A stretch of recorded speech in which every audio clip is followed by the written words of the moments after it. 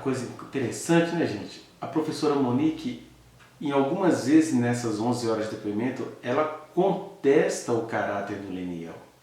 E aí eu fico me perguntando, quando eu vejo isso, o que foi que a induziu a ficar suave em relação a esse cara? Porque, de verdade, tem uma pessoa aí que ceifou a vida da criança. Mas tem uma pessoa anterior a essa que tinha interesse nisso. Talvez até descobriu esse interesse depois que a criança estava falecida. Mas conforme disse o seu ex-sogro, né? Meu Deus, o Leniel agora vai tirar proveito político disso, vai procurar subir na vida com essa história. Que é o que está acontecendo, conforme o seu Fernando havia dito, né? Então, quem é que induziu a professora Monique a se calar diante de um sistema, a se calar diante de um patriarcado, quando ela estava dizendo, olha, eu não sei qual é o compromisso que o meu ex-marido tem com a verdade. Essa é a verdade, professora Monique. É para continuar falando, não se sabe qual é o compromisso que o Leniel tem com a verdade. Na verdade, ele está mostrando cada vez mais que ele tem um compromisso com a mentira, porque ela está lá presa e ela não faz a menor ideia do quanto que o senhor Leniel está mentindo acerca dela aqui fora. Até porque tem gente próxima dela que também não está sabendo, porque fala assim, eu não suporto nem ouvir a voz desse cara. E esse cara de quem as pessoas não suportam ouvir a voz, está sendo ouvido por centenas de milhares de pessoas e inventando mentiras que até os demônios têm medo dessas mentiras, de tão mentirosas que elas são acerca da professora Monique.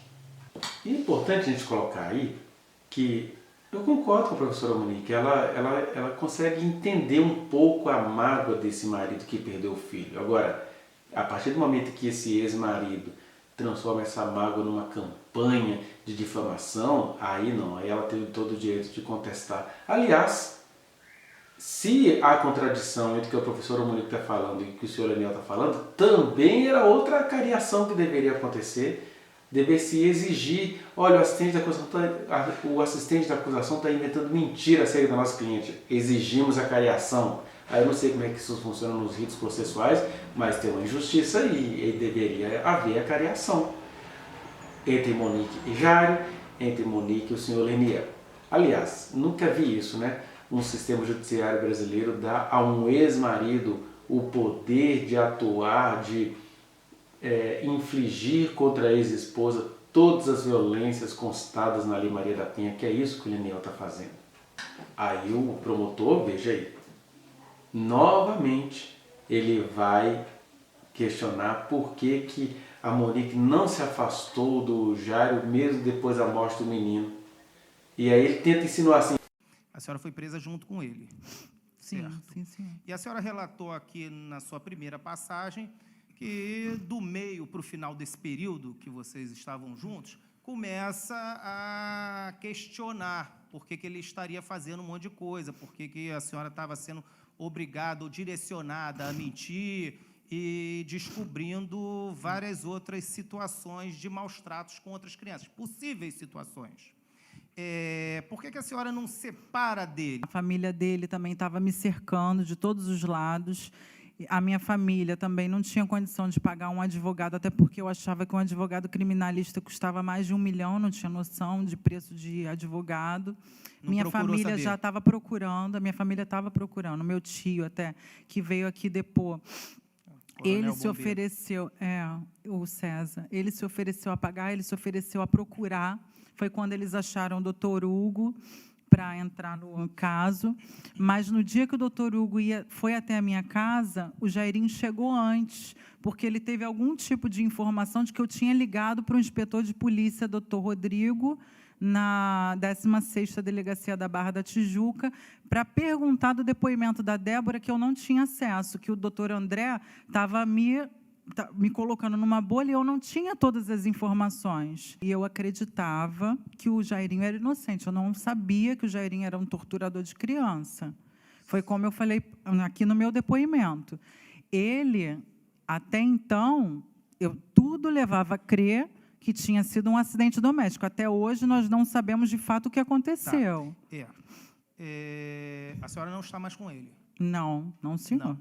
Mas, hoje, nesse dia, a senhora, aqui no tribunal, diz, eu não sei o que aconteceu com meu filho, não sei se foi acidente, não sei se foi homicídio, certo? Certo. Então, a senhora não está com ele, não é por julgá-lo culpado por esse crime? É por estar liberta de uma relação abusiva? Seria isso? A sua separação do Jairo não tem a ver com a morte do seu filho, tem a ver com essa sua libertação da Se eu relação tivesse abusiva. com ele agora, talvez eu cometeria, não sei o que eu faria com ele. De repente, ia sair daqui com mais um artigo, não sei. Porque eu, graças a Deus, não tive acesso a ele, mas eu tenho raiva dele, sim. Mas tem raiva não porque seu filho morreu, e sim Claro que eu tenho raiva porque meu filho morreu. Talvez possa ter sido ele, talvez tenha sido ele, eu não sei. Talvez tenha sido ele. Foi o que eu disse aqui em depoimento. Antes, não sei se o senhor prestou atenção, mas eu acho que o senhor prestou atenção em tudo que eu falei. 3 pessoas sabem o que aconteceram com meu filho. Uma é o meu filho, a outra pessoa é Deus e a outra pessoa é o Jairinho, porque ele me acordou naquela madrugada. E a gente tem provas disso. Ah, então não foi por causa da morte do seu filho que você se afastou. Foi por causa da violência que você sofreu. O que ele está querendo fazer? Ele está querendo insinuar que a Monique só tem preocupações com ela e, na verdade, é outra coisa que estava acontecendo. É que nos primeiros 30 dias ela não via por que achar que aquele cara fosse o assassino do filho dela. Ainda não se sabe se é ele, né? Mas, claro que depois que ela estava presa e ela viu o histórico, ela não quis mais ficar com ele. Mas o promotor ele vai manipulando tudo para que a professora Monique caia no conto dele. Ah, então não foi pelo seu filho que você se afastou dele, foi por causa da violência que você sofreu. Meu Deus, meu Deus. E é engraçado, né? Ninguém interfere, não sei se advogado pode interferir na hora que o juiz está falando, eu acho que pode. Mas isso é uma coisa muito macabra.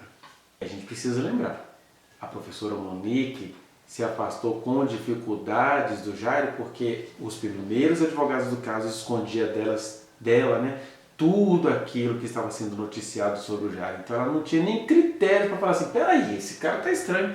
Ela não sabia.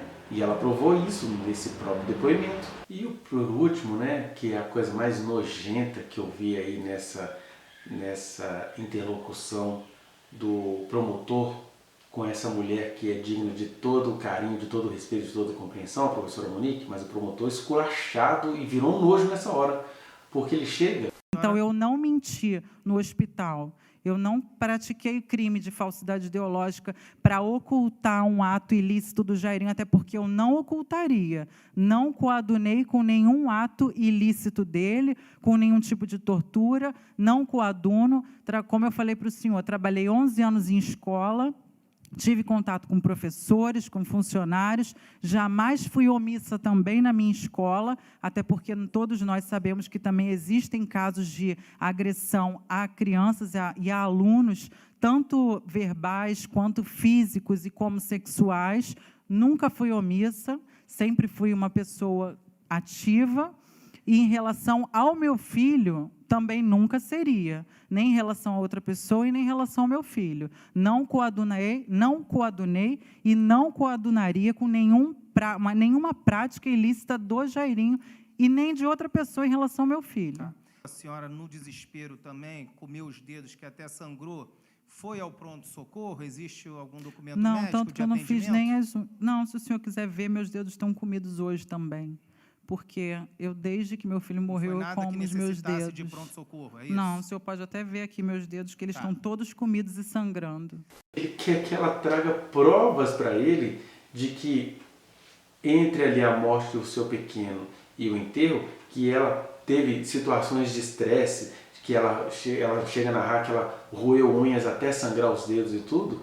Aí ele queria que ela fosse a algum lugar trazer essas provas. Ah, você tem provas que você roeu a unha até sangrar? Mas ela não se faz de rogada e ela fala assim, por isso não, aqui neste momento eu continuo roendo as minhas unhas e meus dedos estão feridos. Ele nem se interessa em ir lá ver para ele não quebrar a cara, né? Mas o que eu acho bizarro é o cara achar mesmo que uma mãe de luto, que uma mãe que estava desesperada, que uma mãe que estava tendo todas as reações de ansiedade intraluto e pós-luto, que ela tinha que ir ao médico tentar provar. Sabe o que ia acontecer se ela tivesse as provas? Ele falou assim, olha só como é que a senhora é perversa.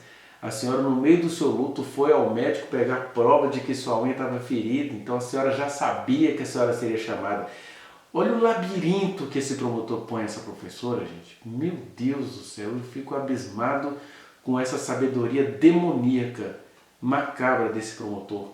Mas sabe, no geral, a professora Monique saiu soberana, saiu maravilhosa, e isso foi ódio dentro desses seres aí que deveriam estar agindo em prol da justiça pela mulher e não para criminalizar uma mulher que já perdeu o filho, já perdeu o pai, já perdeu a dignidade, já perdeu tudo, né? Na verdade ela perdeu a reputação, porque a dignidade eu espero que ela ainda não tenha perdido, porque ela sabe que Deus a conhece. Mas enfim, é isso. Que a gente aprenda aí com esses erros horrorosos desse promotor. Vá no link que está aqui na descrição e acesse a reflexão na íntegra. Não se esqueça de dar o like nesse trechinho de vídeo, compartilhá-lo e se inscrever neste canal, apertar o sininho para você receber as notificações. Muito obrigado.